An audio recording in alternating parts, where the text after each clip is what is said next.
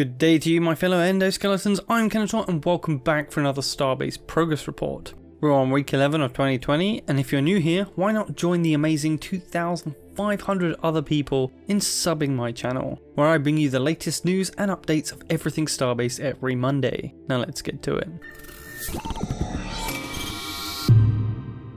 Starting off with the Lowry quote of the week, we have some information on how long it might take you to get off the station after first entering the game. One option is to use the jobs available to earn some credits. After about an hour, you can earn yourself enough for the small space bike, the Vasama, and head out to the belt to start earning some real money. But Lowry was hoping that we could use the combined knowledge and practice from the jobs and be able to pick up a cheap used ship that's in need of repair, fix it up and have something a little more useful in the same amount of time. Either way, the starter jobs will be providing a great way of learning the game while getting your first credits at the same time. What you do after that is up to you. Stay tuned to the end where we can see more of one of these jobs in action. Now, the main design features worked on last week were components and locales were configured for the assembly job, instancing areas added for the assembly job workstations, spawners and components arrangements have been configured so more products can be spawned. Decals were added to the assembly job workstation floor to indicate where to drop the assembled products. New special ore zones have been added to the asteroid belt. There are now 13 special ore zones. Icons added for rails and other objects, missing inventory icons added for the missile parts and 2 plates.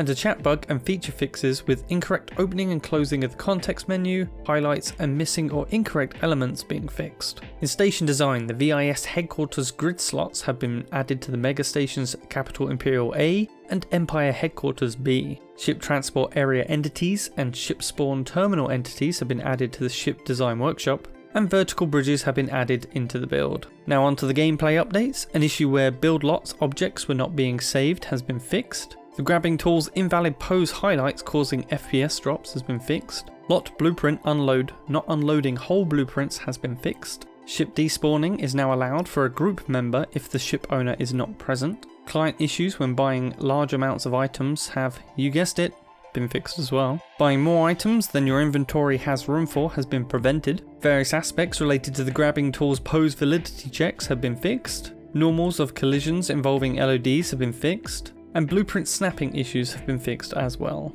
For our UI updates this week, we have CV profile page has been updated to match current design, unused variables were deleted, the bolt tool has been improved, bolt profile visualization has been worked on, the assembly job has been updated with locales changed, and the feedback tool's text inputs and menu structure have been updated. A single audio update this week is various UI sounds have been added to the game. Starship creator updates this week are the escape menu now has a button for exiting the test flight mode when in Spaceship Designer. Asteroid pieces in the mining job won't turn into debris anymore. An issue where ships would not fit into the Spaceship Designer has been fixed. And total object limit configured so that attachment plates, cables and pipes are excluded from the total object count. Previously, this only excluded bolts from the part count, so these are in addition to this now. The actual limit of parts, however, has not yet been finalised. This is just to support a limit to work once a number has been agreed upon. Our planet updates are the grabbing tool, issues with planets has been fixed, and asteroid rock spawning has also been fixed. Station art updates this week has been more animated signs have been added to Market Station. New logos are in the making. Sign and advertisement gradients have been updated with dithering to reduce banding.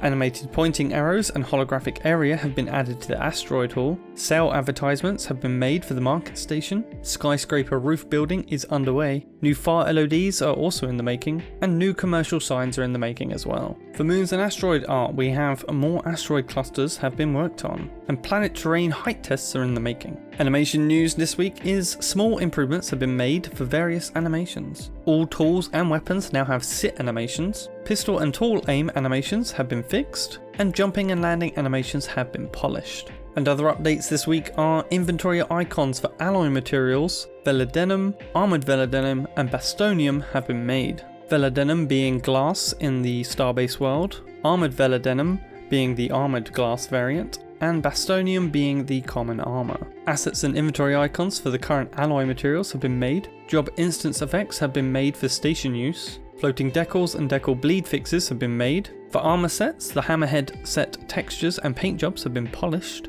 and first iteration of the new area indicator cube for certain areas in space is in the making. This one in particular interests me, and I'll be looking forward to more info shared on this and to what types of areas it will tell us about. As promised, we have a video from Frozenbyte showing off the new assembly job. First, you select an item for which you want to build from the list. The numbers to the right will show you how much you'll get paid for each item, and then there's a button to borrow both the bolt tool and bolts for the task. The components appear in a green area next to an instruction board. A quick bit of work later, and you can pop your finished component in the yellow finish zone. And that's it, you get paid. Very simple and easy to earn your first credits. Lots of polish and fixes are in this week's update as we nudge ever closer to a viable closed alpha release, and the fabled 100 will be chosen to test it and forge the way forward for us all. I'd also like to give a big thank you to every single one of my 2,500 subscribers so far. Thank you for taking the time to watch, comment and like my videos every week. You guys make my day. If you haven't yet, please do join my Discord, you are all welcome. Just be sure to read the rules, and there'll be a link for that below. You can also join my faction, the K-Bots, on the same Discord if you wish to as well. Be sure to smash that like button, share this video with your friends, leave a comment with any questions you want answers to,